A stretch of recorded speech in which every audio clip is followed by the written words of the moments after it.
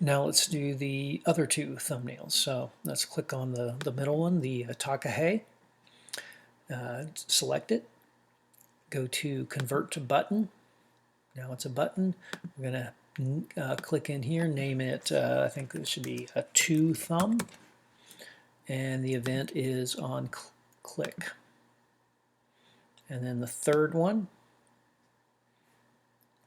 Convert to Button. Call it 3 thumb and on click. Now let's do the other images here.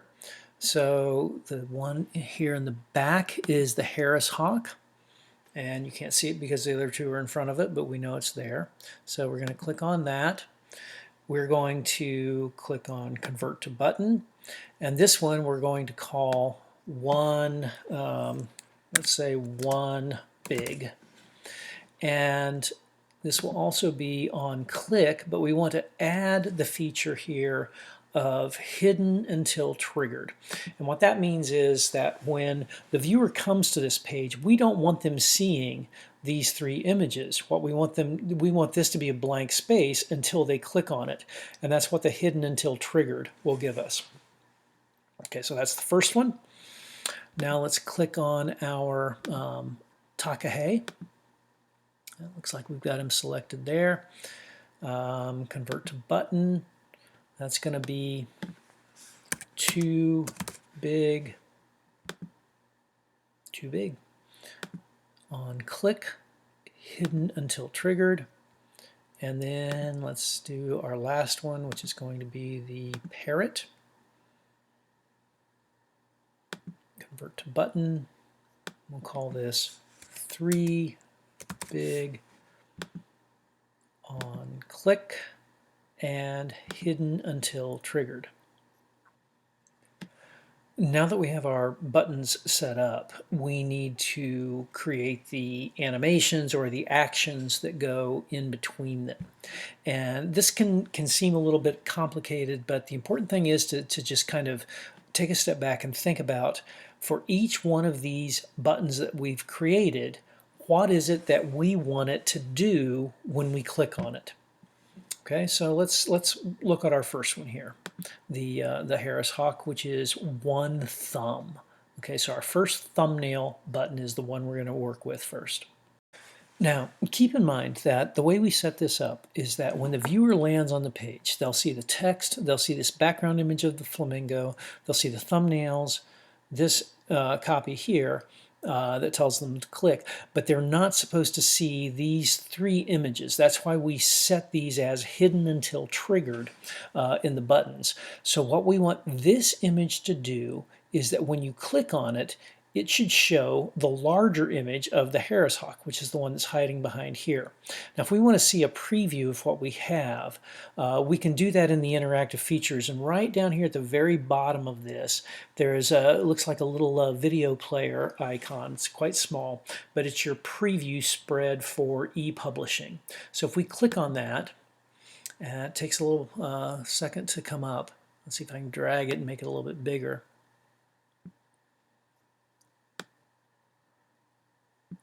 This is what the spread will look like when the viewer lands on it. And we've got these buttons here, but we haven't put any action on them, so there's nothing happening to them when we click on them. The cursor knows that it's a button. That's where the hand comes up, but there's no action associated with it. So that's what we want to do now, is we want to create the actions to make these images appear and disappear when we click. So let's get some action going here.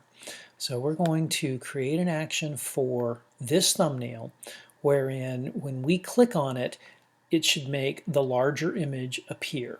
So we've got our thumbnail selected. It's 1 thumb is the name of it. The event is on click. Now what we need to do is add an action to that particular event, which is the click event. So if we click on this action, this plus action, we see a whole long list of of possible actions that can happen. This is also what you'll do when you want to move pages from like next page, previous page, stuff like that. You'll do the same kind of thing when you're setting up your page navigation in your interactive PDF.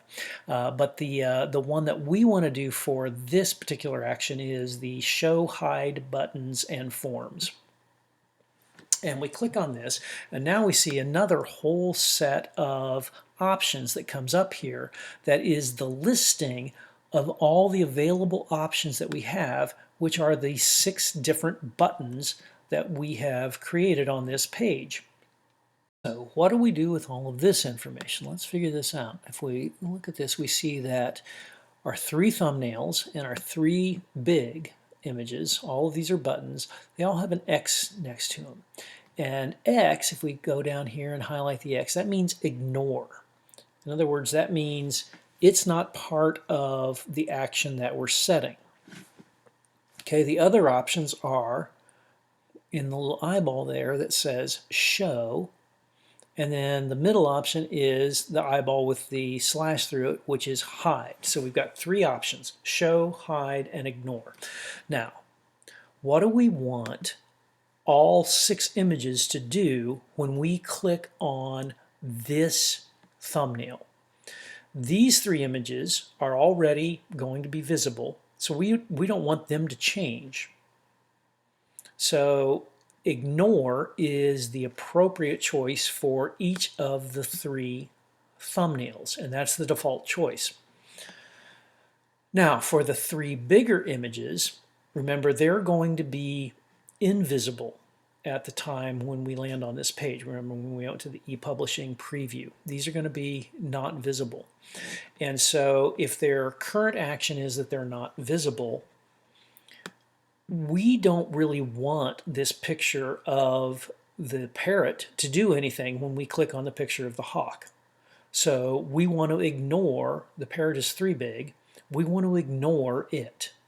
We also want to ignore the takahe, which is 2 big. But 1 big, the larger picture of the hawk, that's the one that we want to do something to.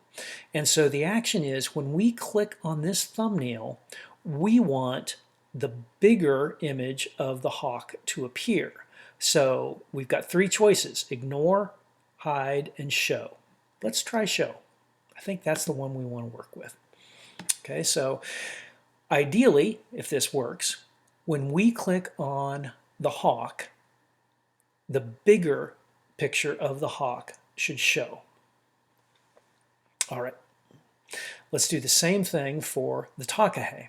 We'll click on it, and we're going to add the action of show, hide, buttons, and forms. Again, we're going to ignore the 3 thumbnails, but in this case, the larger picture that we want it to show is 2 big, or the bigger picture of the second image, which is the takahe. So let's click on that and put it to hide, or to show, excuse me. And then the third one, the parrot, we want it to show this one, which is 3 big. So we click on it, add the action of show, hide, buttons, and forms, and on 3 big, we want it to appear. And notice we're ignoring everything else. So same thing with 2 big, it's show with the 2 thumbnail, it's show 2 big, ignore everything else. With the first thumbnail, it's show the 1 big and ignore everything else. So let's check and see what we have so far here. Let's go into this e-publishing preview. Click on this little bottom icon here that's tiny, and let the preview come up. Let's see if I can get this to display a little bit bigger. There we go. And if I click on the first thumbnail, the bigger image shows up. That's good. If I click on the second thumbnail, it shows up, and so forth. So these are all working. Problem is, we end up with this stack, which we don't really want because that looks a little bit ugly. So what we now have to do is create some actions that go with these items so that when we click on them, they go away. and we get back to our original layout.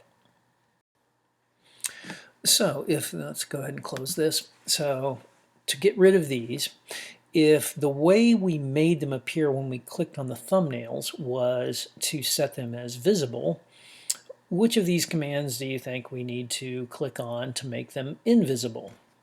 I'm guessing it's the hide. So let's try that. Now in this case, instead of the thumbnails, we want to start with the actual images. So I'm going to click here on our first one, which is one big. That's the one that corresponds with the thumbnail of the Harris Hawk. We're going to add an action to the on-click event. That means when we click on the big version of it, we want it to show hide buttons and forms. We want one big to disappear or to hide, right? All of the other items we're going to ignore. Now for the second one, the Takahe, let's select it. We want to do the same thing. So that's too big, and we want to change that to on click. For some reason I didn't change that. That's originally it was on release, but we want to make sure it's on click. I'm going to add the action, show hide buttons and forms, and this one is too big. Well, it's not too big, it's just the right size, but its name is too big. And we're going to hide it. And we're going to ignore everything else. And then for the third one, click on it. Change the event to on click. Action is show hide buttons and forms. And that one is 3 big. We're going to hide it. Okay, we're pretty much done except for exporting this as a PDF and the fact that I haven't saved this file. So let's save this file as an InDesign file first. And I'm going to put this into where I have these images stored. We're going to call this button test or something like that. And save the InDesign document itself.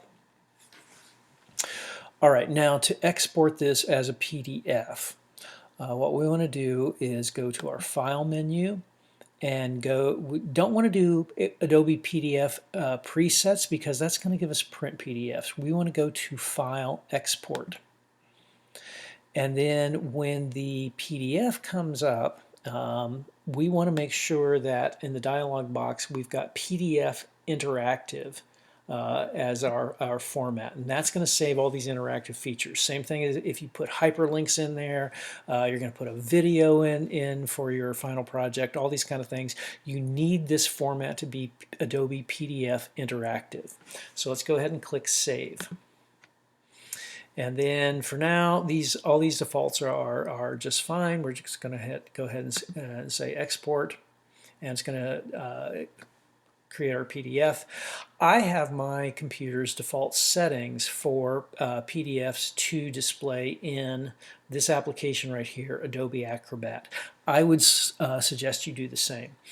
Many of your computers may have Preview as the application that opens PDFs. Preview will not support interactivity. You need to use Acrobat. And if you send your interactive PDFs to people, you need to maybe give them a cue to say it's not going to work in Preview because it doesn't support interactivity. You have to look at this in Acrobat. So here's our file in Acrobat, and let's check it. We click there. There goes the Harris Hawk taking off from the cactus. There's the Takahe. There's our parrot. And that's it. It's magic.